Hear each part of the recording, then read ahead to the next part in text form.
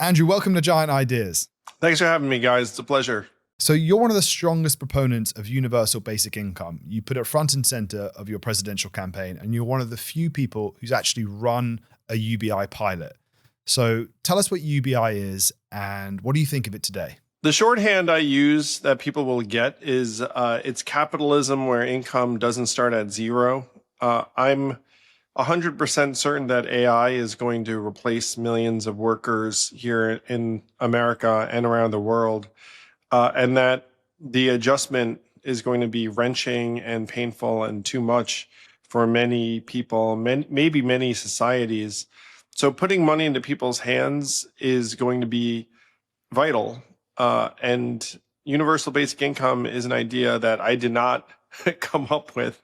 It's been with us since the founding days of this country. Thomas Paine was for it. Martin Luther King Jr. was for it and was championing it when he was assassinated in the 1960s. So it's an old idea made new again, I suppose, by the fact that AI is here and getting twice as strong and smart and fast every 6 months or so. Well, we'd love to come back to your strong conviction that AI is going to replace that many jobs. You say that with a lot of certainty, but what did you learn from the pilot on UBI that you ran? That cash works, that people become mentally healthier, less stressed out, domestic violence goes down, optimism goes up. For kids, qualities like conscientiousness and agreeableness go up, which are two massive indicators of professional success and educational attainment. You had folks spending money on very positive, wholesome things. There was not a lot of, let's call it like illicit substances or some of the things that people are afraid of. And these findings have been replicated in many, many different environments around the world. I'm friendly with an organization called Give Directly that some of your listeners might be familiar with, but it's putting money in the hands of folks in the developing world, and the outcomes there have been awesome and tremendous. It works here in the US. And if people look at the data, I think they'll be very impressed. One similar idea to UBI that has gained a lot of traction and has actually been signed into law by the current US administration is Invest America. So this is Brad Gerstner's big idea, the altimeter investor. And the idea here is that every child in America will be given $1,000 invested in public market index funds so that young Americans are participants in the upside of American growth in the American economy and are equity owners rather than just trying to scrape by on an income. And I think the idea here is that you have had so much wealth inequality in the US, and that's a big driver of polarization. You have to have everyone bought in to a country's economic growth. What do you think about that idea? I think it should be universal myself. I mean, there are different ways to fund it. That said, I like it in all of its forms. And so if you look at the population, new moms is an example. Folks who are homeless is an example.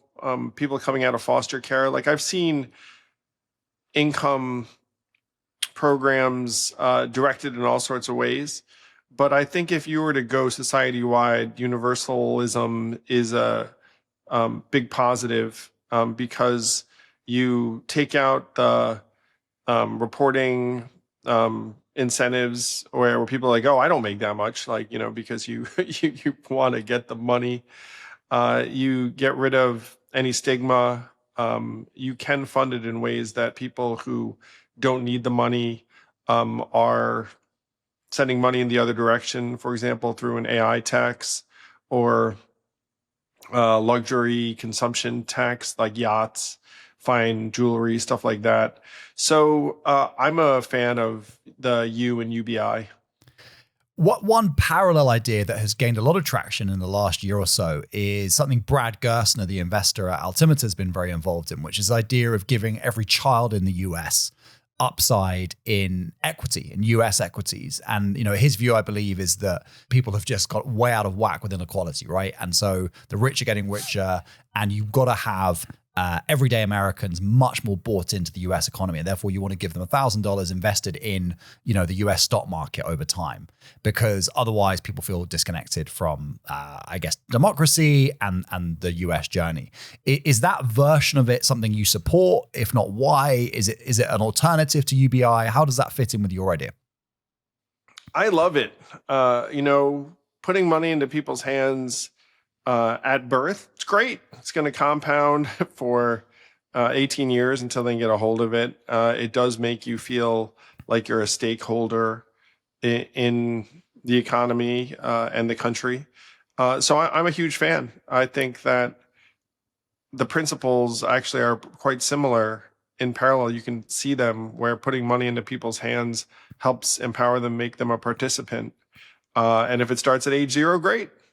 Yeah. And how do you think these services like UBI or what Brad's doing relate to public goods and public services? Do they replace them? Do they sit underneath them? I see them as both and. It's not like if I give you this $1,000 when you're born, you don't need roads. Like that there are at this point layers to what people are going to benefit from.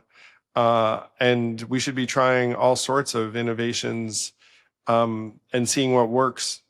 So why isn't it happening?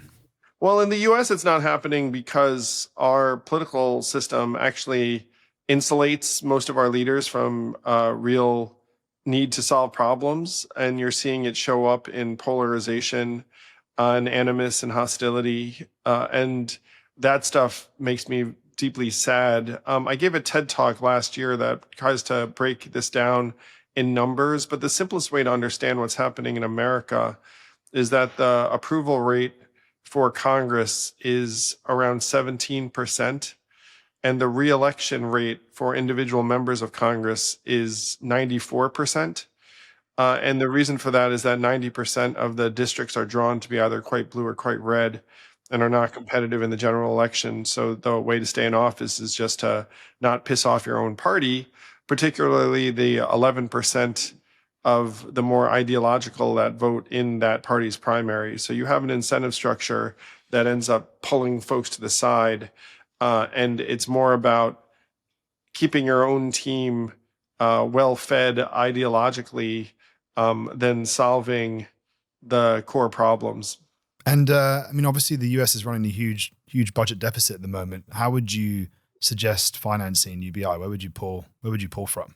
Well, you probably saw recently Dario Amodei, the CEO of Anthropic, raised his hand and said, A, we're going to get rid of a lot of the entry-level white-collar jobs via AI through Anthropic and other companies.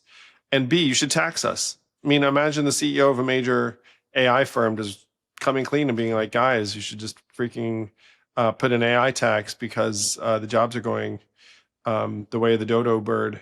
And, I think that our legislators should take him up on it. I mean, it's pretty obvious. Like, he's not saying something that's necessarily great for him and his shareholders, but it does happen to be the truth. So I appreciated that out of Dario. And I think if you're going to produce trillions of dollars in new value, there are ways for that value to flow through people's hands. It's interesting you bring up the Dario example. One of the other leaders of one of the other even larger US AI companies who we had on the show off the record said to us, look, the wealth creation that AI is going to create is going to make, the social media guys look like pygmies. And you're going to have to tax us AI giants 80, 90% to try and capture some of those dollars, because it is also going to have huge impacts on employment. So let's talk about that, which, is clearly one of the big drivers why you would need something like the UBI. So I guess, are you convinced that we're going to see very, very large scale unemployment in the US and Europe? And if so, like, how big is large scale, and what kind of time frame do you think we're working on for that to happen? I'll just use Dario's numbers. Like, Dario thinks half of entry-level white-collar jobs are going to go away in the next 3 to 5 years, and that would spike U.S. unemployment to 10% plus. So let's just take that as a baseline. I think he's right. And how do people take that? set of affairs, very, very poorly. Like if you spend 4 years getting a college degree and you have tons of debt, and then you're doing a job at your local cafe, or dog walking, or whatever the non-college degree requiring job you're occupying, you're probably pretty frustrated and angry. And then you apply that at scale. I mean, to get a little bit political with you all, one of the preconditions for uh, revolution in a country is something called elite oversupply, which is that there are too many folks who kind of have elevated expectations relative to the opportunities. And I think that's a state of affairs that will be very much real in the US and other Western countries.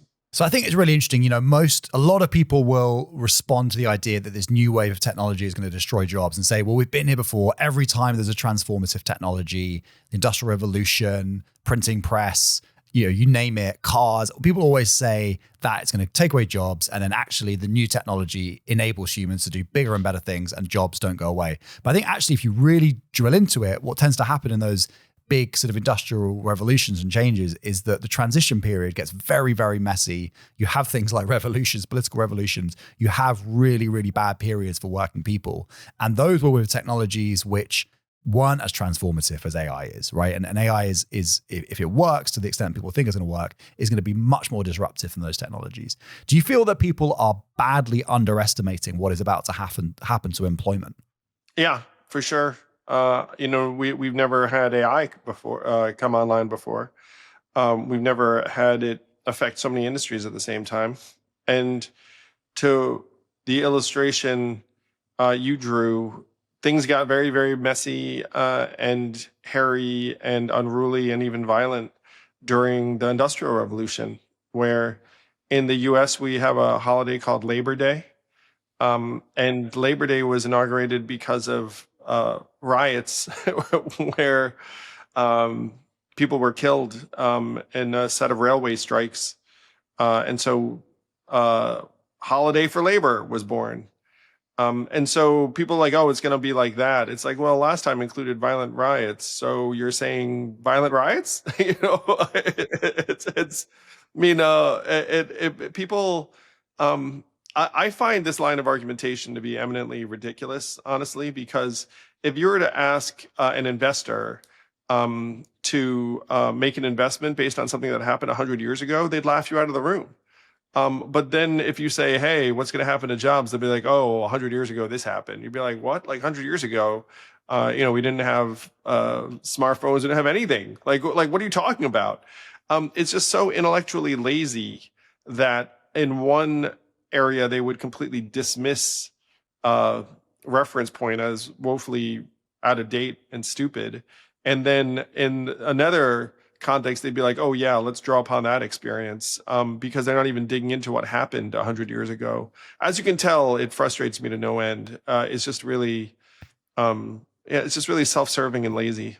Yeah. I think that's a fair point, because the companies of today, the AI companies, look nothing like the companies of those days either. So yeah, it's a false analogy. What are all these people going to be doing then? So that's the other big question is let's say UBI happens, and what are all the people who are no longer employed because of AI, who are given UBI? How do they spend their time? Are they doing things like Wikipedia, where, is a great experiment in people voluntarily working on a public good in a creative way? Is it exciting kind of intellectual pursuits like that?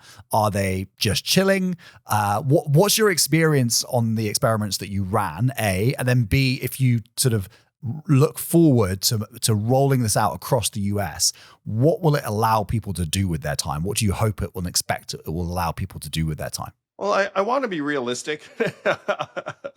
So first, let me say, here's what you hope. What you hope is that people start businesses, people establish creative endeavors, people get together and build what their community needs. That there's all sorts of generative, wholesome dynamism that occurs. And some of that will definitely happen. On the flip side, starting a business might not be in the cards for a majority of people. a lot of people want to show up and have a job or job-like position for themselves. And I'm one of the biggest misconceptions about me and universal basic income is that I think that people benefit from having structure, community, purpose, training, like all these things that jobs provide.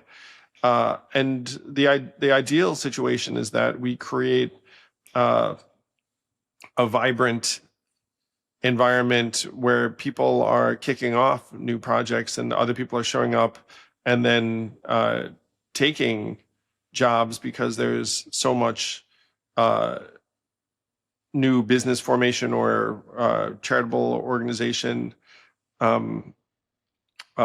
growth in a given community. But I don't think that money magically gets you there. I think that you want to have other mechanisms in place to bolster health and wellness, caring and nurturing, arts and creativity, growth, innovation, all of the above. I think that the challenge is enormous. It's something that I call the human-centered economy. And if you have an economy focused on capital efficiency in an age of AI, this is not a whole lot for a lot of people to do, just being very, very honest. And so what you need to do then is say, okay, like, well, what do people want to do? What do we need more of in these communities? And then energize that, whether it's by traditional means or having like these new measurements actually show up in your output. And so that to me was like the major opportunity is imagine if you had in the US, as an example, you say, look, we're going to reward organizations that make our kids smarter or healthier. Right now, that doesn't exist in the US. Like if I make kids smarter and healthier, maybe I can find a way for certain families to pay me. But generally speaking, and this, by the way, goes back to our earlier question about like, why isn't this happening in the US? It's like the US is spending a lot of money on things that are not necessarily delivering. And so if you can actually make it so that entrepreneurs get rewarded for delivering, then you have a real chance. I love that, but that sounds like a total refounding of how we ascribe value in the capitalist system, definitely in America. That is exactly right. To the extent that I've got a massive idea, so you can tell I'm pumped about it. This is our only way out of this mess. If you insist on saying, look, we're just going to make it, GDP is the measurement, it's like we lose because AI is just going to be much, much better at producing gross economic output. But then if you change the measurement to something around like human flourishing, then like, hey, like how do you measure that? And then you have to start thinking. It gets much more modern. Do you think America will lead the way on that? Or maybe it's more likely a European country might lead the way? Well, shoot. I mean, like I was trying to speed us up in the most dramatic way I could think of, which was to run for president. But right now, if you ask me which country is going to be at the forefront, I mean, I certainly hope it's the US because I'm here. But I would very much take it if you were to point to like some European country that would get its act together faster. I guess I'm with you. I think this is where the world needs to head. But I guess the counter argument would be when we've tried to ascribe value that sits outside the dollar and kind of financial value creation, whether it's been ESG or other metrics, it's quickly become subjective, and and therefore run into challenges. So I guess we'd really have to think how we would measure value, right? Because I mean, part of it has to come down to, or we just take the view, hey, we all kind of know what value looks like as humans. If it's directionally correct and people don't need to make money, people are going to feel good about it. Other people will see them and they'll feel good about how other people are seeing them. That's all fine. Or I could take the other view and say, no, we need to figure out how to measure value in a way that's not financial, but that can lead us down tricky paths, I guess. Yeah. I love this line of questioning. And to me, we should do the best we can at these measurements so that you can point to them and be like, sure. I mean, one thing that's obvious, It's just like lifespan or like quality adjusted life years. Like if I can make, for example, like, millions of Americans healthier in a particular decade of life, I should be a billionaire. You know what I mean? Like, and those are measurements that I think a lot of people would accept. So you want to do the best you can, because it is subject to perverse incentives, just like anything else. But you can't not try, based upon it being tricky. Because if you don't try, we're fucked. Just being very honest about it. You're a very credible person to push this line of argument because you are a former entrepreneur. You are an entrepreneur, right? So you understand the profit motive, you understand value creation, you understand how powerful a force that can be and has been for America and for the world and for capitalism. But maybe we're on the precipice of a new dawn, and it's worth pushing that line of thinking and seeing where it leads us. Yeah, thank you. You guys are savvy and get it. I mean, I actually, I'll tell you this, insider baseball type thing, but I was on a national news broadcast, and the anchor and I were having a conversation about this topic. Everyone knows AI is going to come and disrupt the work opportunities. And then he said, how are we going to build this new economy? And I described where we have to go. And then he said, I'm not smart enough to even attempt that sort of endeavor. Like, I don't have the ego either. And then I said to him, it's like, well, that's just the difference between you and me. I love that, Andrew. That's fantastic. I won't name it, but we had an entrepreneur at one of our events, and he said something similar, which was, some people will tell you it's impossible, and you should think it might be for you. And I thought that was really good. Excellent. Well, I will say this anchor did get a good laugh. He's like, okay, I can see that. I can see why, and he appreciated it. Andrew, let's go back a little bit to US politics. You talked about that TED talk you gave, which I think is one of the most popular of all time, why US politics is dead and how to fix it. Very briefly, why is US politics dead and how are we going to fix it? US politics is broken because the incentives are askew, and the way to fix this is just to fix the incentives, which is not easy, but can be done. The way to fix the incentives is to move to nonpartisan open primaries coupled with instant runoff or ranked choice voting. And then you would have proper incentives where if you could get the sane majority on board, then you win, as opposed to right now you get the extreme ideological minority. And in the US, all of these mechanisms are run at the state level. So you would have to change the way the primaries work in, let's call it 6 to 8 US states, which is feasible if you spent a couple $100 million. So that was the case I made. And I'm happy to say people are yet working on it. Interesting. It's sort of like the equivalent of regulatory capture in politics, political capture in a way. They've sort of cornered the system. Yeah, and this also does aggravate me, where everyone can see in the US it's not working. And people are frustrated about it. But if you point out, it's like, why it's not working? It's like that state set up over there, and like we should do something about that. It's like, yeah. But like, shouldn't we just be mad at the other side? It's like, didn't you just tell me that this stuff's not working?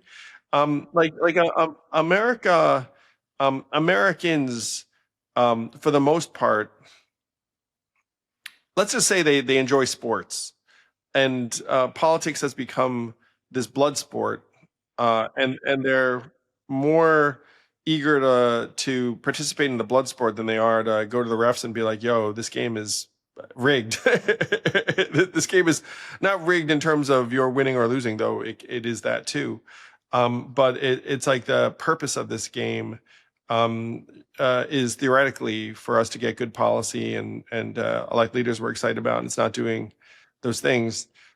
So it's kind of interesting, guys, because like I'm the child of immigrants here in the U.S. My parents immigrated here from Taiwan. My dad's a physicist. My mom is a statistician. And so that's like the lens I have to American politics. Like, oh, you guys, like this system's just really badly designed and the setup's stupid, and it's going to give us stupider and stupider results.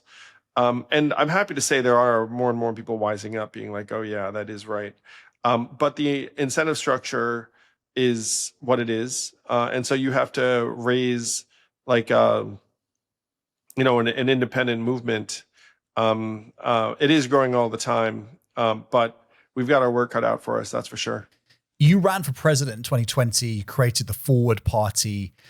I guess one marker of just how changed America is since 2020 is that year, I think you had support from people like Elon Musk and Sam Altman. Now those folks are kind of lining up behind President Trump, literally lining up at the inauguration in some cases. Just take that example. Like, how has that happened? How has there been such a shift in direction? And what does that say about Silicon Valley specifically, which is an idea we've been exploring with people like Nick Clegg, who was number 2 at Meta, obviously, and the deputy prime minister here in the UK, and Jacinda Ardern, the former prime minister of New Zealand, in this current series of Giant Ideas. Basically, like, how does the center recover? And is there a path back for the center? Yeah, I think what's happened with Silicon Valley is very much a byproduct of this bifurcated choice that's been presented, which to me is a bad setup. But if you rewind to 2024, the Biden administration's in charge, and a lot of techies didn't love some of the things that were coming out of the Biden administration. And so if you are the then opposition crew, people like shrug, I don't like who's in power, so I guess I'm going to side with these guys. Now, if you were to have a more nuanced conversation, it's like, hey, what do you like, dislike, blah, blah, blah. But in the US, you just have these two choices. And so if you don't like what's happening now, then like you're in the opposition. By the way, you know what's happening right now? The party in charge is getting less and less popular because the shorthand in America is shit sucks and I'm going to get pissed at whoever's in charge. And so if, yeah, no, it's productive. It's like we just play you lose, I lose while we're all doing the losing. And so you had Silicon Valley as a combination of, to me, it was a lot of it's like anti-establishment, anti-institutional bent. It's like, hey, fuck you. I don't want to be regulated by you guys. You guys are dumb. It's like, who's over here? Oh, let's go over here and like, let's get on board. And then it's like, okay, now you're in charge. We're in charge. If we just like are nice to you and show up to your stuff and give you a certain amount of money and like pledge to invest a certain amount of money, and then you'll let us do what we want. So that's the dynamic. And here we are having this conversation in 25, 26. Do you feel like you want to be a bridge between those two worlds still, as you were at one point, or change is going to come from elsewhere? Yeah, and I'm I think I'm someone who's trying to find solutions, and I don't want to throw anyone under a bus, because my attitude is like, look, tomorrow we're all still going to be here, so all still got to live together. So like, what can we do that we can all get on board with? I do think that there are massive excesses out of big tech that are getting less and less popular, and that they're overplaying this hand. And there is going to be like a swinging of the pendulum, and people should get wise to that. Like the pendulum just keeps on going back and forth, and some of the things that people think are wise now are going to look unwise if there's yet another change of power, which in this system, with the level of anger and frustration, seems quite likely. A cliffhanger to end part 1, Andrew. We'll be back next week with more on the person behind the idea and also on your next company, which you're working on right now. So thanks so much for joining us, and we'll be back for part 2.